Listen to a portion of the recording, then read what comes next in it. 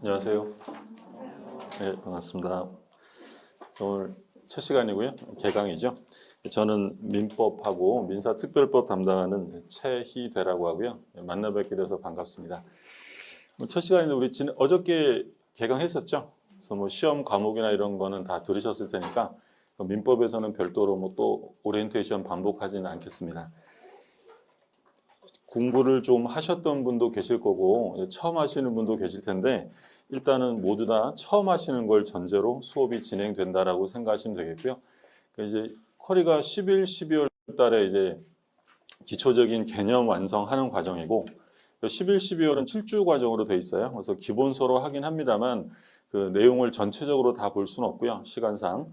그래서 핵심적인 내용들 1월 강의를 들어갈 때 꼭 아셔야 되는 것들 위주로 좀 볼 거고 이제 1월 달부터는 이제 본격적으로 기본 이론 수업이 들어가요. 그러니까 제일 중요한 과정이 1, 2월 과정이니까 그것을 위한 예비 과정이다라고 생각해 주시면 좋겠고요.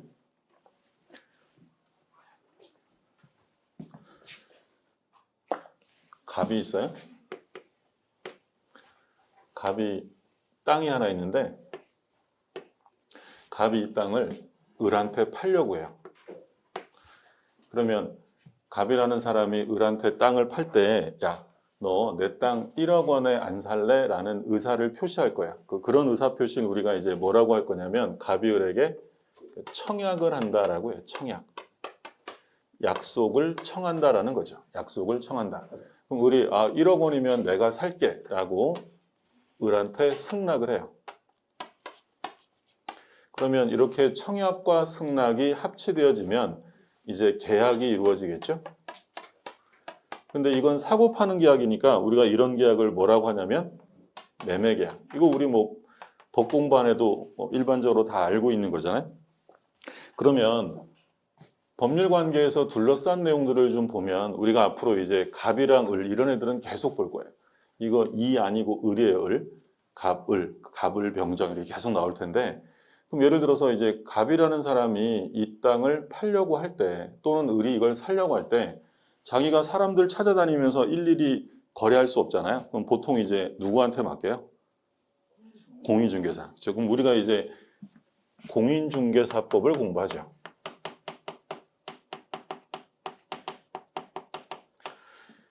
자, 그러면 을은 이 땅을 사서 뭐 할 거냐면 여기다가 건물 지으려고 해요. 그러면 땅 사서 건물 지을 때 자기가 원하는 대로 건물을 지을 수 있을까요? 규제를 받을까요? 규제 받죠. 건축법이라든지 뭐 이런 것들 또는 뭐 어떤 지역이 개발되려면 뭐 개발에 관한 법률 이런 것들이 적용될 텐데 그런 건 우리가 어디서 공부하냐면 부동산 공법에서 공부하게 돼요.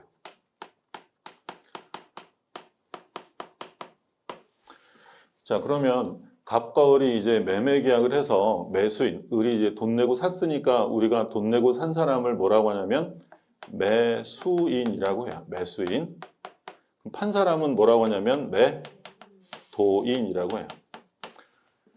자, 그러면 이 매수인이 이 땅을 샀으니까 소유자가 될 텐데 그러면 소유자가 되는 시점이 언제일까? 자, 첫 번째, 계약을 했을 때이다. 두 번째, 돈을 다 냈을 때다. 세 번째, 등기했을 때다. 등기해야 되죠. 돈 냈다고 소유자가 되는 게 아니라 을이 자기 앞으로 이 부동산에 대한 소유권 이전 등기를 해야 소유자가 돼요. 그럼 등기하려면 등기에 관한 절차를 알아야 될 거 아니에요. 그래서 이제 우리가 공부하는 게 시험에 보는 게 부동산 등기법, 공시법이다라고 하죠. 부동산 등기법. 자, 그러면 이 갑이라는 사람은 팔았으니까 이제 뭘 내야 돼요? 세금 내야죠. 뭐, 이 갑이라는 사람은 양도세, 을은 취득세, 등록세 이런 걸 내요. 그럼 우리가 나중에 이제 상담도 좀 해주고 하시려면 뭘 알아야 되냐면 세법을 알아야 돼요. 자, 이게 우리 시험 과목 전부예요. 1차, 2차 다 들어가는데 물론 뭐는 빠져 있어요. 개론은 없어요. 개론. 개론은 법에 관한 게 아니라 경제학과 같은 학문이기 때문에 개론은 안 들어가고 우리 시험 과목이 들어가는 법은 다 이렇게 다 들어가는데 그럼 지금 세법, 등기법, 공법, 중개사법 이런 것들이 다 문제가 되는 건 가장 기본은 갑과 을이 뭘 했기 때문이에요. 매매계약 했기 때문이에요. 그러면 우리 민법이 다루는 건 어떤 거냐면 바로 요 노란색으로 써 있는 이런 것들을 우리 민법에서 공부해요. 그럼 여기서 알 수 있는 건 이 많은 법들에서 가장 기본이 되는 법이 바로 뭐라고 생각하시면 되냐면 민법이다라고 생각하시면 돼요. 그래서 민법은 기본법이다라고 얘기를 하고요. 또 민법은 모법이다 이런 말 써요. 엄마법이다. 그래서 민법을 기본으로 해서 둘러싼 것들이 다 나오고 그러면 우리 2차 공부를 할 때도 뭐가 제일 기본적으로 돼 있어야 공부하기가 좀 용이하시냐면 민법이 좀 돼 있으면 다른 공부하는데 훨씬 더 용이해요. 그래서 앞으로 제가 말씀 안 드려도 공부량이 가장 집중적으로 들어가는 게 바로 무슨 과목이냐면 민법이에요. 민법. 민법이 가장 기본이고 옛날에 지금은 없어졌지만 예전에 이제 사법시험 있었잖아요. 사법시험 공부할 때 어떤 얘기했냐면 민법이 끝나면 절반이 끝났다 이런 얘기했어요.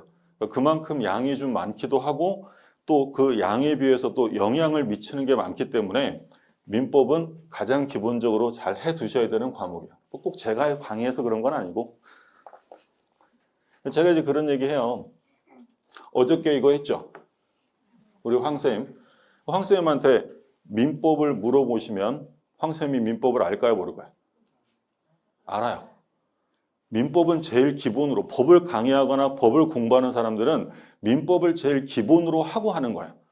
공법쌤한테 우리 고쌤한테 민법 물어보면 압니다. 그러면 반대로 저한테 중개사법이나 공법 물어보면 알까 모를까요? 전 몰라요. 저는 민법만 하고 이런 거 안 하거든요. 그러니까 가장 기본이 되는 법이 민법이다라고 생각하시면 되겠고요. 그러면 민법은 기본 분류로 보면 얘는 사법이라고 해요. 사법.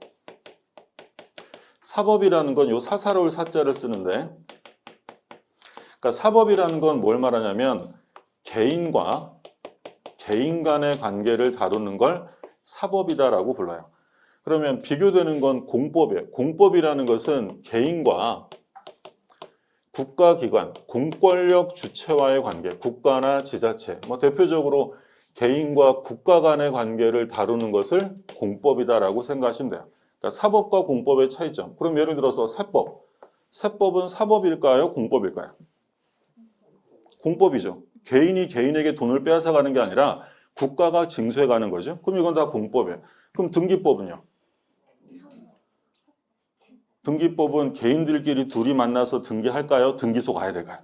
등기소라는 국가기관에서 하는 거예요. 그럼 그런 것들은 전부 다 공법적인 영역에 들어가요. 그러면 우리 시험 과목은 아니지만 상법 있죠. 상법. 상거래할 때 쓰는 법, 상법. 상인들과 상거래할 때 쓰는 상법은 사법이겠어요? 공법이겠어요? 그것도 개인이잖아요. 그럼 다 사법 관계가 돼요. 그러면 사법과 공법으로 나누면 사법과 공법 중에 어느 게 더 많을까요? 공법이 셀 수 없이 많습니다. 대부분 다 공법적인 거예요. 국가기관과의 관계고 사법은 대표적으로 민법, 상법 이 정도고요. 범죄 저지르면 잡아가는 법, 형법 있죠. 그럼 형법은 사법이에요, 공법이에요? 개인이 막 잡아가둬요, 국가기관에서 하는 거예요. 그런 것들은 전부 다 공법이다라고 생각하시면 돼요. 그러면 민법은 사법, 개인들 간의 관계를 다루는 법이니까 가능한 한 국가가 막 개입하는 게 좋은 거예요? 우리끼리 알아서 해야 돼. 우리끼리. 그래서 이 사법은 지도 원리가 뭐냐면 사적 자치의 원칙이다라는 말을 써요. 그러니까 사적 자치라는 건 우리끼리 스스로 해결해 나가는 거야. 웬만하면 국가가 관여하지 말라. 물론 이제 어쩔 수 없이 관여하는 경우도 있지만 기본적인 원리는 우리가 알아서 하는 거야. 그래서 우리가 나중에 보지만 뭐 계약은 자유다. 계약 자유의 원칙 이런 말 써요. 근데 아직 우리 공법은 공부 안 하셨는데 공법은 공부하시다 보면 그런 말들이 많이 나와요. 뭐 하지 마세요. 하시다가 걸리면 2년 징역입니다. 뭐 얼마 벌금입니다. 이런 말이 나와요. 그게 왜 그러냐면 사법과 공법은 지도 원리가 다르기 때문이에요. 그러니까 공법이라는 것은 지도 원리가 바로 뭐냐면 공익이에요. 공익. 말하자면 공공복리예요. 공공복리. 그럼 공공복리를 위해서는 개인을 어떻게 할 수밖에 없냐면 규제할 수밖에 없는 거예요. 그래서 이 공법의 지도 원리는 공익이고요. 그래서 공법은 다른 말로 규제법이다 이런 말을 써요. 근데 우리 민법은 사법이기 때문에 가능한 한 국가가 개입하지 않는 사적 자치의 원칙을 기본으로 한다. 그래서 일단 우리 뭐 첫 시간이니까 항상 첫 시간에 얘기해요. 우리 민법이 위치하고 있는 지점이 어디쯤이냐라는 개념들을 좀 잠깐 좀 봤고요. 그러면 이제 첫 시간이니까 민법 이제 시험 범위 잠깐 좀 보고 본격 진도를 나가도록 할게요. 이런 거 필기 안 하셔도 되고.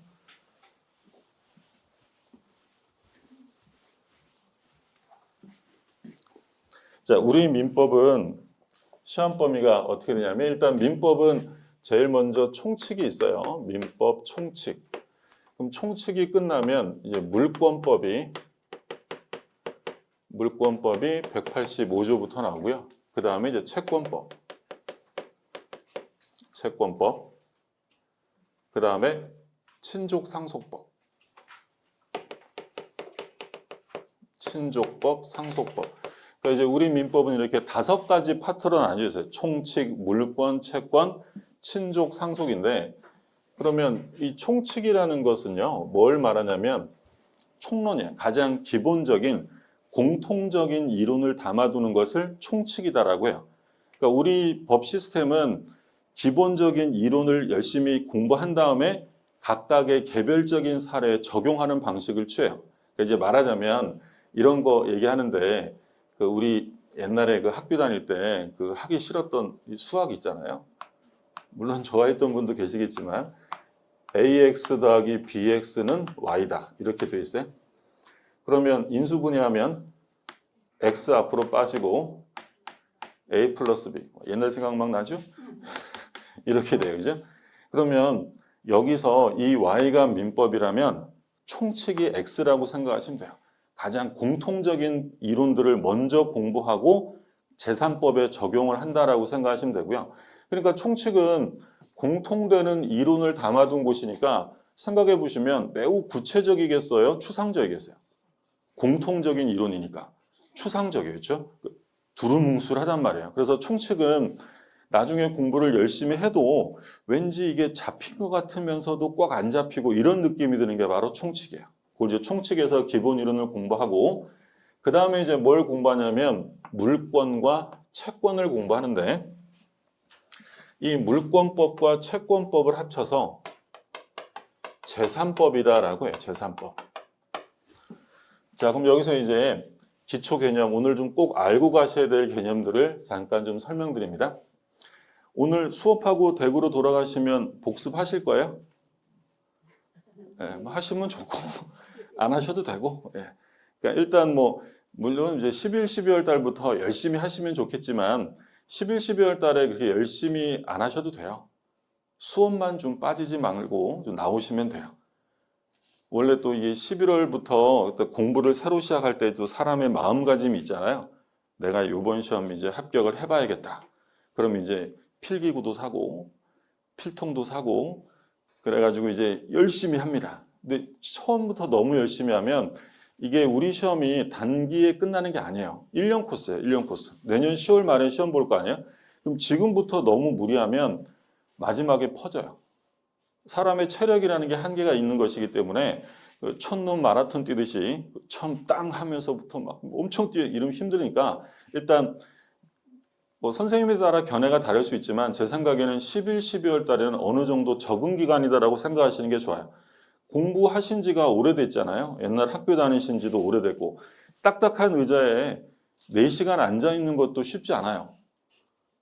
그리고 시스템도 적응이 안 되고 예를 들어서 어떤 분은 그런 분 계시더라고요. 1시간 끝나고 쉬었어요. 두 번째 시간에 제가 들어왔더니 왜 또 당신이 들어와? 선생 바뀌는 거 아니야? 이런 오해도 한단 말이에요. 그러니까 처음에는 11, 12월 달에는 뭐 복습하시면 좋고 안 하셔도 상관없는데 반드시 출석은 하셔야 돼요. 그러니까 11, 12월 달에 연말이고 하니까 또 이제 위드 코로나 시대가 돼서 모임들도 생기고 자꾸 그런단 말이에요. 그러면 한두 번 빠지기 시작하면 바로 드는 생각이 뭐냐면 1월부터 새로 시작해야지 이런 마음 들어요. 근데 11, 12월 달에 복습을 열심히 안 하셨어도요. 수업 시간에 들어서 요건 좀 기억해 두세요. 요거는 중요합니다. 라고 해서 몇 번 생각했던 거랑 아예 수업을 안 듣고 1월 달에 처음 시작하는 거랑은 달라요. 그러니까 뭐 열심히 복습을 하시라면 예습은 절대 하시면 안 돼요. 예습은 뭐가 중요한지 모르잖아요. 그러니까 예습은 절대 하시면 안 되고 복습은 하셔도 되는데 안 하셔도 큰 상관없어요. 다만 출석은 하셔야 돼요. 꼭 출석. 그럼 오늘 알고 가셔야 될 것 중에 중요한 게 바로 이제 물권과 채권에 대한 개념이에요. 차례대로 공부할 텐데 우리가 보통 재산이 있다라고 하면 재산은 두 종류예요. 물권이라는 게 있고 채권이라는 게 있어요. 그럼 물권이라는 건 뭐냐면 어떤 사람이 물건에 대해서 행사하는 권리를 물권이다라고 불러요. 근데 채권이라는 것은 물건에 대한 권리가 아니라 어떤 사람이 또 다른 사람에게 무언가를 요구할 수 있는 권리를 채권이다라고 불러요. 그러면 이거는 우리 법 공부 안 해도 사회에서도 늘 쓰는 말이잖아요. 갑이 을한테 1억 원을 빌려줬대요. 그러면 갑은 을한테 뭐가 있다고 표현해요? 채권이 있다. 이게 채권이에요. 그러면 채권이라는 것은 물권과 다른 점은 우리 기본적으로 제가 예를 들어서 아파트를 하나 가지고 있어요. 건물이 하나 있네요. A라는 아파트에 제가 소유권을 가지고 있대요. 그러면 이 소유권이라는 권리는 채권이겠어요? 물권이겠어요? 물권. 이 물건 자체에 대한 권리지 어떤 사람에게 뭐 해주세요라고 요구하는 권리가 아니에요. 그러니까 물권이라는 건 물건 자체에 대한 권리고 채권이라는 것은 사람에게 무언가를 해달라고 요구하는 거예요. 그러면 성질이 달라지는 건 이 물권이라는 권리는요. 어떤 한 사람에게만 주장할 수 있을까요? 모두에게 할 수 있을까요? 내가 이 건물에 소유권이 있어요 라는 것은 한 사람에게만 주장할까요? 모두에게 할 수 있을까요? 모두에게. 그걸 우리가 절대성이다 또는 대세성이다 이런 말을 써요. 그러니까 대세성이라는 건 세상 어디에 대해서나 주장할 수 있다 이렇게 이해하시면 돼요. 그러면 채권은요. 아무한테나 돈 갚으라고 할 수 없잖아요. 누구한테 돈 갚으라고 해야 돼요? 채무자, 상대방에게 갚으라고 해야 돼요. 그럼 채권은 절대성이 아니라 상대성, 그리고 어떤 한 사람, 특정인에 대해서만 주장할 수 있다고 해서 대인성 이런 말을 써요. 그러면 예를 들어서 여러분들께서 저한테 민법에 대한 강의 청구권이 있어요. 그럼 이 민법에 대한 강의 청구권이라는 권리는 물권이겠어요? 채권이겠어요? 채권이에요. 이건 저한테 해봐, 해줘 라고 요구하는 권리지 물건에 대한 권리가 아니잖아요. 저 사람이니까. 그러면 이 채권은 어떻게 실현될 수 있느냐? 채권은요. 채무자가 일정한 급부를 해야 돼요. 일정한 급부. 이 급부라는 것은 이게 만약에 돈이면 돈을 갚는 게 급부인 것이고 만약에 강의 청구권이면 제가 강의를 제공하는 것이 급부예요. 일정한 행위를 하는 것이죠. 그러면 물권은요. 누구에게 뭘 해달라고 하는 게 아니니까 이 물권은 어떻게 실현될 수 있냐면 물건은 직접 뭐 할 수 있냐면 지배할 수 있다라고 해요. 지배성이 있다. 내 거니까 내 물건이니까 내 물건을 내가 스스로 지배하는 거지 누구에게 무언가의 협조를 요구할 필요가 없다라는 거예요. 그게 물권과 채권의 기본적인 속성의 차이점이에요. 그러면 물권과 아까 나왔던 얘기랑 비슷한데 물권과 채권 중에서 종류로 따지면 어느 게 많을까요? 채권이에요. 채권. 채권은 수도 없어요. 당사자가 합의하면 다 달라져요. 근데 물권은 소위 절대성이에요. 모든 사람에게 영향을 미쳐야 되니까 모든 사람이 그게 어떤 것인지 알 수 있어야 돼요. 그래서 물권은 아무거나 막 하면 안 되고 법으로 딱 정해놔요. 그걸 물권 법정주의라고 해요. 그 물권은 뭘로만 만드는 거냐면 법률로 만드는 거예요. 법률로. 계약은 법률로 만들어야 돼요? 합의로 만드는 거예요. 합의로. 계약은 자유가 원칙이지만 물권은 자유가 아니라 법으로 정해요. 자, 그럼 여기서 이제 느낌을 한번 발휘해보세요. 느낌. 절대성을 가지는 물권이랑 상대성을 가지는 채권이 둘이 충돌했다라고 생각해보세요. 물권과 채권이 충돌했다. 붙으면 누가 이길까요? 물권이 우선할까요? 채권이 우선할까요? 물권이. 물권의 우선적 효력이다라는 말을 써요. 그래서 물권과 채권이 충돌하면 물권이 성립 시기, 누가 먼저 생겼느냐 따지지 않아요. 물권은 우선적인 효력을 갖습니다. 자, 그러면 이게 어떤 의미냐면 자, 예를 들어서 하나 볼게요. 어떤 건물이 있대요. 건물. 갑이라는 사람이 건물의 소유자예요. 근데 얘가 은행에 가서 돈 빌리고요. 저당을 잡혔대. 저당권.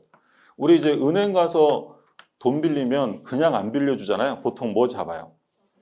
저당, 담보 잡히잖아요. 그러면 예를 들어 A라는 은행이 1억 빌려주고 저당권을 설정했다. 그럼 저당권이라는 권리를 한번 생각해 볼게요.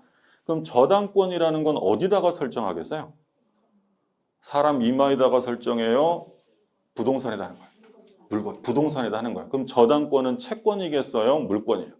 물건이에요. 물건 자체에다가 설정하는 물건. 얘가 저당권을 1순위로 예를 들어 6월 1일 날 설정했고요. 후순위 B라는 저당권자가 1억 원을 주고 예를 들어 8월 1일 날 2순위 저당권을 설정합니다. 자, 그리고요. 갑은 을과 병이라는 사람에게도 각각 1억 원씩을 빌렸어요. 언제 빌렸냐면 얘는 2월 1일, 얘는 4월 1일. 근데 을과 병은 저당 잡지 않았어요. 그냥 뭐 차용증 한 장 받아둔 사람들이에요. 그럼 얘네들을 우리가 앞으로 뭐라고 부를 거냐면 일반 채권자라고 부를 거예요. 그러니까 일반 채권자라는 것은 저당, 담보 잡지 않은 그냥 단순한 채권자를 부를 때 일반 채권자라고 불러요. 자, 사실관계에 두셨죠? 자, 근데 얘가 갑이요. 아무에게도 돈을 못 갚고 그냥 들어 누웠어요. 자, 그럼 이제 이 건물을 채권자들이 경매 신청할 수 있겠죠? 자, 경매를 했는데 이 건물의 경매 대금이 얼마 나왔냐면 3억 원이 나왔대요.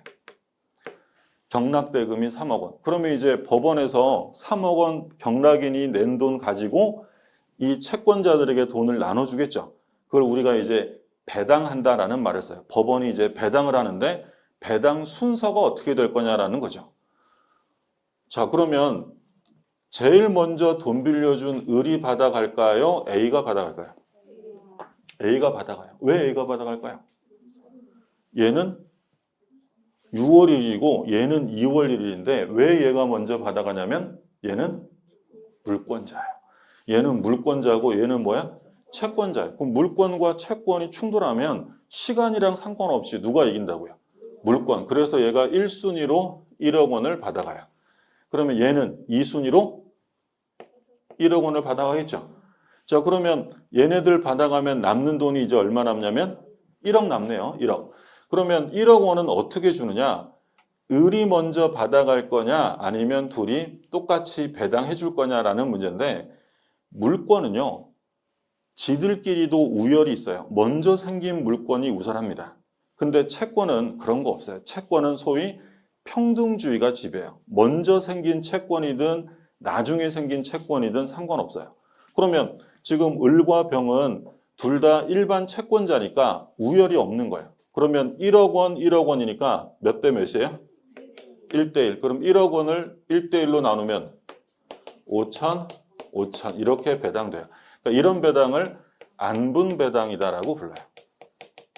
안분해서 배당해 준다라는 거죠. 그러니까 채권은 평등주의다. 예를 들어서 여러분들이 저한테 민법에 대한 강의 청구권이 있다 그랬잖아요. 그러면 이건 채권이니까 우열이 있어요, 없어요? 없죠. 내가 제일 먼저 등록했어. 나 혼자 들을 거야. 다 나가. 이게 돼야 안 돼? 안 돼요. 먼저 하든 나중에 하든 채권은 모두 다 평등하다라는 거예요. 근데 물권의 경우에는 기본적으로 채권과 충돌하면 물권이 우선한다. 이 개념은 우리가 나중에 물권법 가면 또 나오고 계속 반복적으로 나올 거니까 잘 봐두시고요. 자, 그러면 여기서 용어 하나만 더 볼게요. 이런 저당권자들처럼 경매 시에 돈을 이렇게 먼저 받아가는 걸 우리가 앞으로 뭐라고 할 거냐면 우선변제라는 말을 쓸 거예요. 우선변제권이 있다. 자, 그럼 여기서 조심하실 점은 앞으로 늘 쓰게 될 말이지만 우선변제라는 것은 누구보다 우선변제 받아간다는 거냐면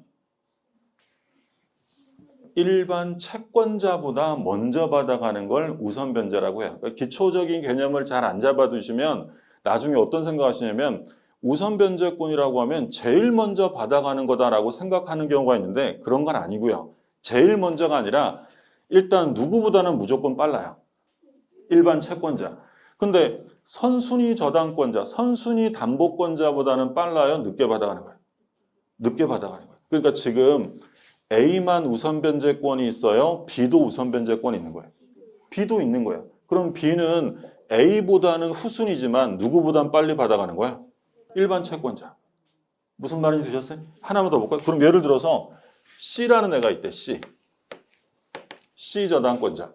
그러면 B라는 저당권자는 선순위 담보권자보다는 후순위지만 후순위자보다는 먼저 받아가는 거죠. 그게 우선 변제권이야.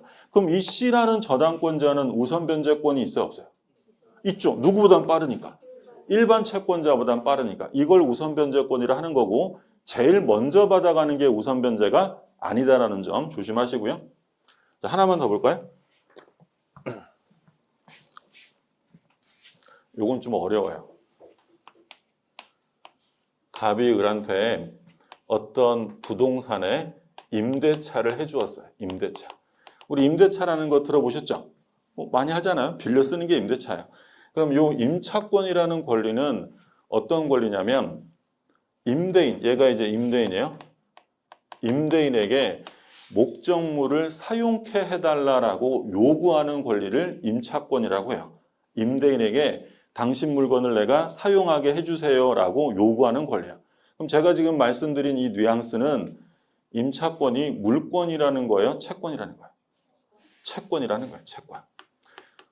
채권. 그래서 채권이라는 것은 요 물건을 자기가 알아서 막 직접 지배하고 이런 게 아니라 임대인을 통해서 사용을 허락받아서 사용 수익하는 권리를 임차권이라고 해요.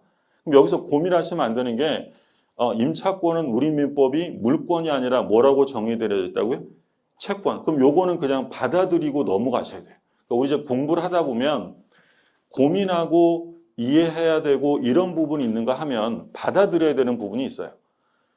법에 따라 다를 수 있지만 우리 민법은 이걸 채권이라고 정했다 그러면 그런가 보다 하고 넘어가셔야지 여기서 이게 왜 채권일까? 라고 고민하실 필요 없는 거예요. 그러니까 우리가 이제 이 자리에 이렇게 모인 건 시험 공부하려고 모인 거잖아요. 우리가 무슨 뭐 민법학의 발전을 위해서 학문 공부하는 게 아니란 말이에요. 그러니까 시험에 적합한 공부를 하셔야 돼요. 그렇다고 해서 무조건 뭐 단순히 암기하고 앞글자 따서 외우고 이러시라는 얘기가 아니라 일단 조문으로 정해진 것들은 받아들이셔야 돼요. 그러니까 입법자들이 그렇게 결단을 해서 법률을 만든 것이기 때문에 입법 과정에 참여하지 않은 저한테 왜 법이 이렇게 만들어졌냐 이렇게 막 따지고 이러실 일이 아니에요. 일단 법조문은 그렇게 받아들이시고 제가 말씀드릴 때 요건 좀 잘 이해하세요라고 하는 부분, 그쪽 부분만 좀 고민하시면 되고요. 어쨌든 임차권은 채권으로 돼 있대요. 그럼 얘가 소유자네요. 등기가 돼 있는 소유자. 갑이 병한테 이 부동산을 팔았어요. 자, 그럼 이제 누가 소유자가 되냐면 병이 소유자, 병이. 새로운 소유자. 새로운 소유자가 임차인한테 아저씨 그거 이제 제 거예요. 이제 그만 나가셔요. 라고 하면 을은 나는 임차인이다. 못 나간다. 라고 대항할 수 있을까요? 나가야 될까요? 나가야 돼요. 왜 나가야 되겠어요? 그렇죠.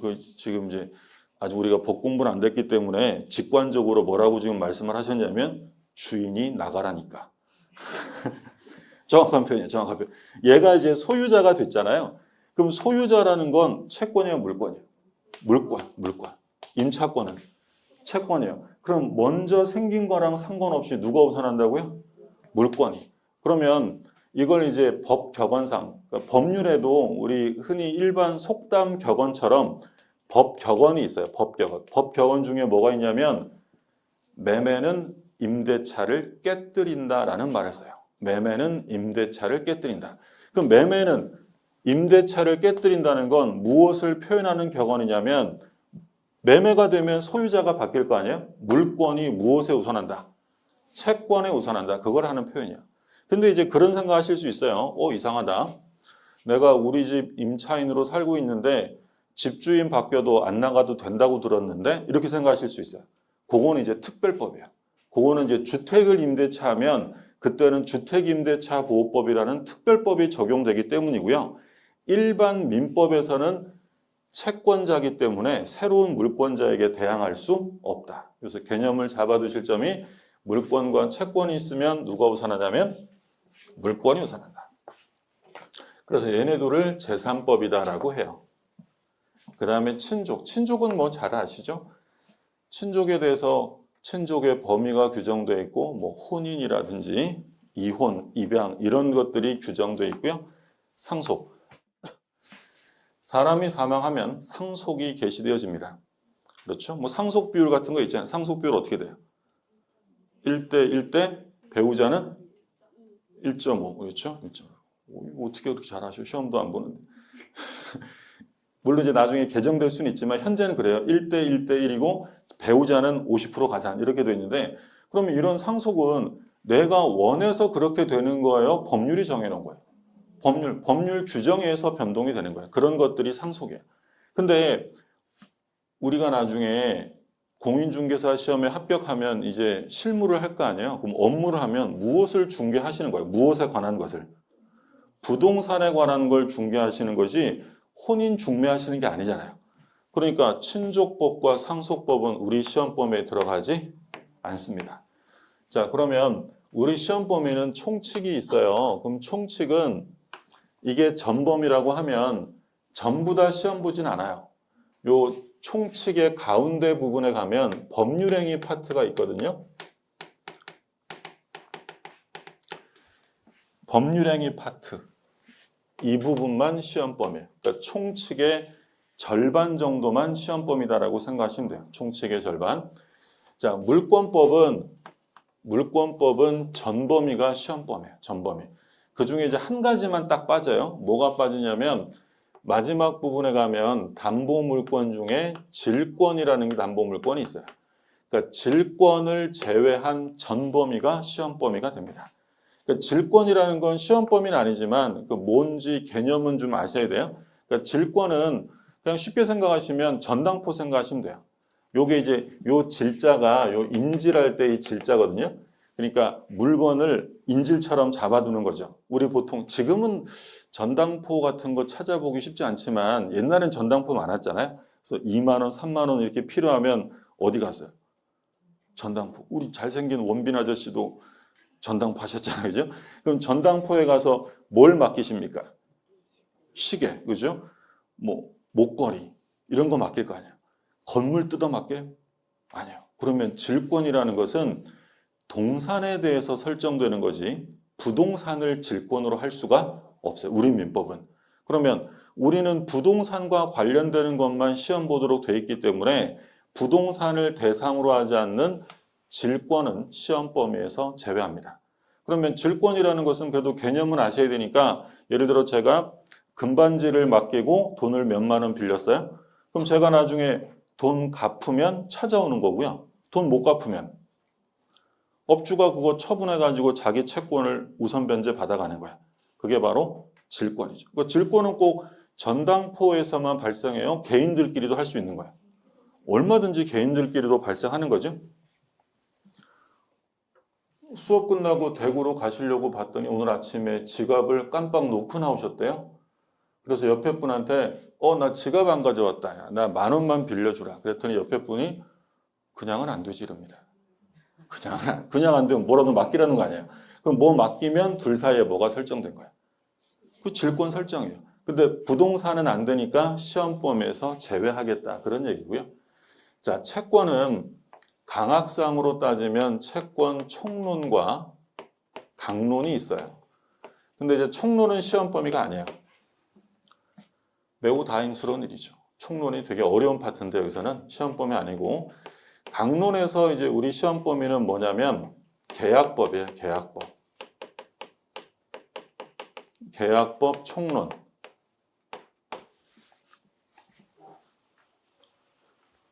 그리고 계약법에 강론이 있어요.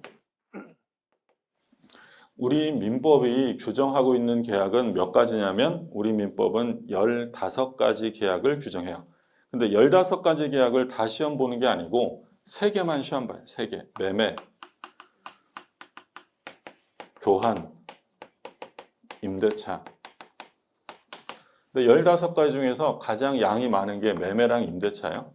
그래서 매매, 임대차. 교환은 뭐 간단한 거고. 요렇게 해서 우리 민법이 시험 범위가 여기예요. 그러면 우리 시험 범위는 민법에서 따지면 민법 전체 한 절반 정도가 시험 범위라고 생각하시면 돼요. 절반. 근데 이제 대신에 우리는 그 나머지를 보지 않지만 민사특별법이라고 해서 특별법을 봐요.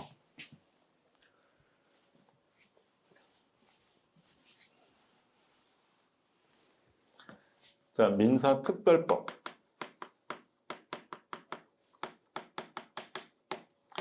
특별법은 우리 시험 보러 들어가는 게 5개가 들어가요. 5개.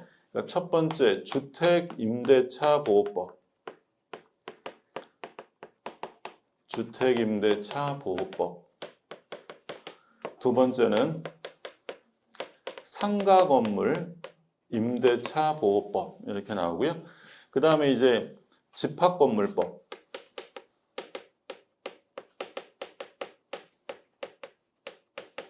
물론 이제 정식 명칭은 좀 길어요. 집합건물 소유 및 관리에 관한 법률이고요. 그리고 이제 가등기 담보법. 정식 명칭은 가등기 담보 등에 관한 법률이고요. 그리고 이제 마지막으로 부동산 실명법. 정식 명칭은 부동산 실권리자 명의등기에 관한 법률이에요. 요게 5개 특별법으로 돼 있어요. 그러니까 여기 임대차가 있잖아요. 여기도 임대차가 있네요.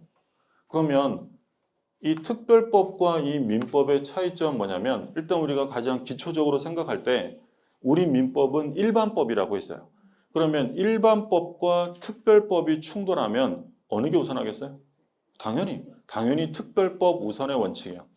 그러니까 우리 민법이 언제 만들어진 법이냐면 1958년에 만들어져서 60년 1월부터 시행된 법이 현행 민법이에요. 무지하게 오래됐죠. 그런데 그때랑 지금은 시대 상황이 너무 다르잖아요. 그럼 상황이 달라질 때마다 일반법인 민법을 수시로 개정하지 않고요. 거기에 맞춰서 대응하기 위해서 뭘 만드냐면 특별법을 만들어요. 그럼 만약에 아까 우리 얘기한 것처럼 일반 부동산을 임대차했다. 일반 부동산을 임대차하면 어떤 법을 적용하는 거예요? 특별법이에요, 민법이에요? 일반 부동산을 임대차하면 민법. 근데 만약에 사례를 읽어봤더니 갑이 을의 주택을 임대차하여라고 써 있어요. 주택을 임대차하여. 그럼 뭘 적용해야 돼? 주택 임대차보호법이죠. 그럼 또는 예를 들어서 을이 갑소유의 상가 건물을 임대차하여라고 써 있으면 뭘 적용하는 거예요? 상가 건물 임대차. 그러니까 일단 주임법과 상임법은 적용하기 위해서는 그 문장에 제시가 돼요.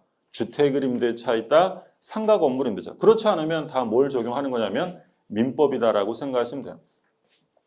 요 뒤에 나오는 세부적인 것들은 나중에 우리가 공부할 내용이고요. 그러면 출제되는 문항수를 한번 보면 보통 이제 총칙에서 몇 개가 나오냐면 10개가 나와요. 총칙에서 10개. 물권법은 14개. 얘가 양이 제일 많아요. 물권법이 14개. 그리고 이제 우리 채권법인데 이제 앞으로 계약법이라고 부를 거예요. 계약법에서 10개가 나와요. 10개. 그러면 나머지 6개는 특별법에서 나오죠. 그러면 특별법이 5개니까 일단 무조건 다 한 문제씩은 나오고요. 이 중에 하나는 2문제가 나오는데 그게 이제 주임법이에요. 1 플러스 1 이렇게 2문제가 보통은 물론 어디서 2문제가 나올 수도 있느냐 뭐 상관없지만 보통은 주임법. 올해 시험도 주임법이 2문제가 출제가 됐다. 그래서 이제 총 몇 문제냐면 40문제고요. 그래서 문항당 2.5점에서 100점 만점. 이렇게 이제 우리가 시험을 치르게 돼요. 아까 말씀드린 것처럼 우리 민법은 전체 민법의 양으로 따지면 한 절반 정도다라고 말씀을 드렸어요. 그러면 우리가 이제 법과대학에서 법을 공부한단 말이에요. 그러면 그 어떤 법에 따라서 정해진 커리큘럼이 있을 거 아니에요. 그럼 뭐 예를 들어서 형법, 범죄를 저지르면 잡아가는 법. 형법은 보통 학교에서 공부하면 얼마에 공부하냐면 1년 해요. 1년. 한 학기 총론, 2학기 강론. 헌법도 1년 해요. 헌법. 법 중에 최고법이 뭐예요? 최고. 어떤 법이 헌법이죠. 헌법은 1년 공부해요. 뭐 기본권론, 통치구조론 이런 식으로. 근데 법 중에서 유일하게 8학기 4년 내내 공부하는 법이 뭐냐면 민법이에요. 민법은 그만큼 양이 많고 가장 기본적인 법이에요. 그러면 학교에서 4년 공부할 걸 우리 시험 범위가 절반이면 요거 학교에서 공부하면 얼마에 끝낼 거예요? 학교에서 하면 2년에 끝낼 거예요. 2년에. 자, 근데 이제 요 2년에 끝날 걸 우리는 학원에서 얼마에 끝낼 거예요? 2달에 끝낼 거예요. 2달에. 그럼 시작하면서 이런 얘기를 왜 하느냐? 뭐 겁주려고 이런 게 아니고요. 왜 이런 말씀을 드리냐면 근데 이렇게 공부할 걸 요 시간에 하는 거니까 공부를 하시다 보면 처음에 한 바퀴 돌고 이럴 때 보면 이해가 안 되는 게 많을 거예요. 그럼 이해가 안 되는 건 정상인 거예요. 이렇게 하는 걸 이렇게 짧게 하니까. 그러니까 이제 그런 걸로 스트레스 받지 마시라는 얘기예요. 그러니까 이렇게 하다 보면 이해가 안 되면 그런 생각 든단 말이에요. 특히 이제 인강만 들으시는 분들은 대화할 사람도 없어요. 우리 그래도 현장 강의면 서로 너도 안 되니? 나도 안 돼. 이렇게 되는데 인강만 들으시는 분들은 막 고민이 생겨요. 와, 이거 나 옛날에 그래도 한때는 공부 좀 했는데 이거 무슨 말인지 모르겠고 이게 무슨 외국어 같고 이런 얘기들을 고통을 토로하십니다. 근데 그게 정상이라는 거예요. 정상. 대신 2개월 과정으로 계속 반복할 거야. 그러니까 일단 제일 중요한 게 이게 민법이라는 게 지금 이렇게 원이에요. 원. 여기서 총칙, 물권, 계약법 이렇게 여기서부터 시작을 하는데 이게 순환 과정이어서요. 여기서 시작하든 여기서 하든 여기서 하든 상관없어요. 근데 제가 지금 어떤 말씀을 드리고 싶으시냐면 우리 처음 시작했는데 총칙 앞부분에서 모르는 내용이 나와요. 이해가 안 돼. 뭔 말인지 모르겠어요. 그러면 어떻게 하시느냐면 넘어가셔야 돼요. 여기서 붙잡고 이게 뭔지 고민하시고 뭐 인터넷 포털 검색하시고 그런 거 절대 하시면 안 돼요. 여기서 뭔 말인지 도저히 모르겠던 거를 뒤에서 자세하게 설명하고 있고요. 그리고 이게 일단 제일 중요한 게 뭐냐면 한 바퀴 도는 게 중요해요. 한 바퀴 돌면 대충의 그림이 그려져요. 그러면 나중에 체크했던 게 이해가 안 된다고 체크했던 게 이순환째 보면 내가 이거 왜 체크했었지? 이런 것들이 많아져요. 그러니까 절대 멈추시면 안 돼요. 복습을 하실 때도 멈춤 없이 그냥 끝까지 진도 나가셔야 돼요. 그러니까 예를 들어서 오늘 1쪽부터 예를 들어 30쪽까지 진도가 나갔어요. 예를 들어서 그러면 복습을 합니다. 1쪽부터 복습할 때 어디까지는 하셔야 되는 거예요? 30쪽까지 하셔야 돼요. 근데 1쪽 한 2페이지 갔더니 모르는 말이 나와요. 그럼 여기서 멈추셔가지고 고민하고 연구하고 찾아보고 이런 거 하지 마시라는 거예요. 그냥 모르는 거네 이러고 넘어가시는 거예요. 모르는 걸 즐기셔야 돼요. 왜냐하면 처음 하시는 거잖아요. 처음 하는 거니까 모르는 게 당연한 거니까 모르는 거 나오면 체크하고 넘어가셔서 복습을 하신다면 거기까지 다 마치셔야 돼요. 만약에 이렇게 안 하고요. 여기서 고민하고 복진도 못 나가요. 다음 주에 60쪽까지 했어요. 이분은 4쪽까지 합니다. 그러면 진도 다 나갔는데 이분은 30쪽까지 했어요. 그럼 다시 여기서부터 시작하나요? 그럼 또 여기서부터 복습하죠. 여기만 잘해. 민법은 103조만 잘하고요. 우리 옛날에 보면 수학은 집합만 잘하고 영어는 명사만 잘하는 애들 있잖아요. 그렇게 된단 말이에요. 그러니까 일단 모르는 게 당연한 거니까 복습하실 때 거침없이 나가셔야 돼요. 거침없이. 그리고 뭐 공부하는 방법은 뭐 특별히 따로 말씀 안 드려도 방법을 너무 잘 알아서 문제죠. 워낙 요즘엔 정보가 범람하니까. 예전에는 정보가 없을 때는 그 앞에서 선생님이 하는 얘기, 강사가 하는 얘기가 정보가 되지만 지금은 뭐 워낙 인터넷이나 유튜브나 이런 게 많아서 그래서 문제예요. 근데 제가 중요시 여기는 거는 그러니까 우직하게 하셔야 돼요. 제일 중요한 게 뭐냐면 기본서예요. 기본서가 제일 중요합니다. 두껍잖아요. 아직 책이 안 나왔지만 기본서 나오면 책이 이렇게 두꺼울 거예요. 그거 하기 싫어요. 사실 두꺼우니까. 그러니까 보통 처음 시작부터 문제풀이 위주로 가시고 얇은 책 구해가지고 요것만 보면 된다고 하셔요. 근데 물론 그렇게 해서 합격 점수가 나올 수 있어요. 근데 시험 문제가 어렵게 나오면 점수 안 나와요. 그러니까 올해 같은 경우에 민법이 조금 어려웠어요. 조금 어려웠어요. 많이 어렵진 않았고. 근데 요번에 뭐 이렇게 합격하시면 이게 글 올린단 말이에요. 고마워. 너 때문에 합격한 것 같아. 막 이러면서 글 올려주세요. 그런 분들 보면 지금 100점 맞았다는 분들이 지금까지 네 분 봤어요. 네 분. 오히려 작년에 쉬웠을 때보다 100점 맞았다는 분들이 더 많아요. 근데 그분들은 대체로 무슨 얘기를 하냐면 기본서를 끝까지 봤대요. 기본서 체크해서 반복해서 보시고 이런 게 제일 중요하고 이제 그런 얘기 하잖아요. 그 우공이산. 한글로 쓰니까 없어 보여요?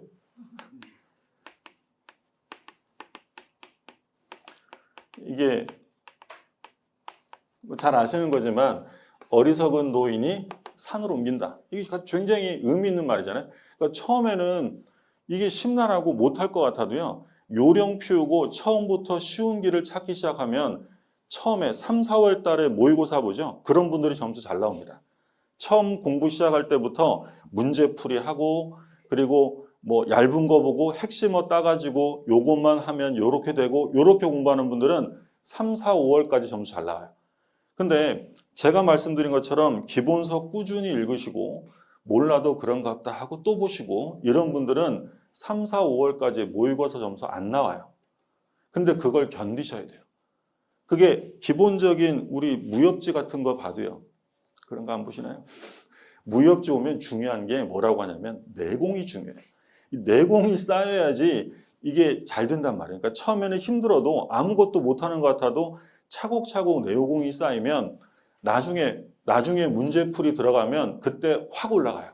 그러니까 당부드리고 싶은 말씀은 처음부터 너무 기술을 위주로 공부하지 마시고 처음엔 좀 힘들어도 우직하게 공부하시는 게 중요해요. 그리고 제가 이런 말씀을 처음에 드리고 한 여름 되면 한 번 더 드려요. 자료에 대한 욕심을 내시면 안 돼요. 자료는요. 그러니까 제 과목뿐만 아니라 다른 과목도요. 담당 선생이 주는 자료면 충분합니다. 그것만 봐도요. 80점 이상 받는데 아무 지장 없어요. 근데 이제 수험생의 마음은 알아요. 저도 뭐 공부 되게 오래 했거든요. 많이 떨어졌죠. 그 수험생의 마음은 하루하루 다르게 불안하고 쫓기고 그래요. 그러니까 예를 들어서 옆에 학원에서 어떤 자료가 있는데 마음에 들어요. 그럼 그 자료 구해서 봐야 돼. 어떤 학원에서 요약집이 나오는데 그거 되게 좋대. 그럼 그것도 봐야 돼. 근데 그렇게 하면 합격하기 쉽지 않습니다. 오히려 정신 산란해지고요. 집중력이 흐트러져요. 그러니까 있는 자료를 보시는 게 충분해요. 그러니까 60점만 넣으면 합격하잖아요. 그러니까 뭐 기본적으로 한 70점만 맞으면 돼요, 사실은. 근데 그 정도 맞으려면 있는 책을 여러 번 반복하시는 거. 그러니까 수험가에서 옛날에 저 공부할 때 수험가에서 어떤 얘기냐면 10권의 책을 한 번 보는 거랑 한 권의 책을 10번 보는 거랑 어느 게 시험에 득점에 도움이 되느냐라고 하면 한 권의 책을 10번 보는 거야. 그럼 한 권의 책을 10번 보는 거랑 10권의 책을 한 번 보는 거 시간으로 따지면 한 권의 책 10번 보는 게 시간이 훨씬 덜 걸려요. 그럼에도 불구하고 시험 합격에는 그게 훨씬 가능성이 높아지는 거예요. 그러니까 이것저것 보시려고 하지 마시고요. 있는 것만 보시면 돼요. 있는 것만. 근데 이렇게 말씀을 드려도 좀 지나면 이렇게 보면 모르는 책 가지고 이렇게 보고 계세요. 뭐 어떻게 하겠어요? 제가 도시락 싸들고 말릴 수는 없잖아요. 근데 당부 말씀을 드리는 거예요. 당부 말씀. 뭐 그렇게 해서도 물론 합격하시는 게 뭐 가능하죠. 불가능하다는 얘기는 아닌데, 근데 합격에 보다 가까워지고 그리고 그 똑같은 노력으로 합격에 더 가까워지려면 있는 자료를 여러 번 보세요. 사실 기본서만 보셔도요. 90점 맞는데 지장 없습니다. 그러니까 많은 거 그래서 물론 자료 주면 되게 뿌듯해요. 챙겨두고 이러면. 근데 그러시지 않아도 합격하는 데 지장 없어요. 이거 뭐 처음 시작하는 당부의 말씀이고 나중에 여름 되면 그때 되면 특히 노량진은 학원이 많잖아요. 그러니까 노량진은 특히 더 그래요. 그러니까 예를 들어 지역 학원 같은 경우에 학원들이 많지 않은 경우에는 그 선생이 주는 자료만 보시거든요. 근데 이런 학원가가 많은 곳은 자료가 범람하기 때문에 이 자료 저 자료 다 구해서 보여요. 그러실 필요 없다. 있는 것만 보셔도 축 합격하실 수 있다. 자, 그래서 이제 앞으로 공부할 내용을 한번 봤어요. 그래서 우리 시험범위 한번 살펴봤고 특별법 이렇게 됐고요. 자, 그러면 이제 본격 진도가 18쪽부터 나오는데 일단 뭐 진도는 좀 쉬었다가 2교시부터 나가도록 하겠습니다.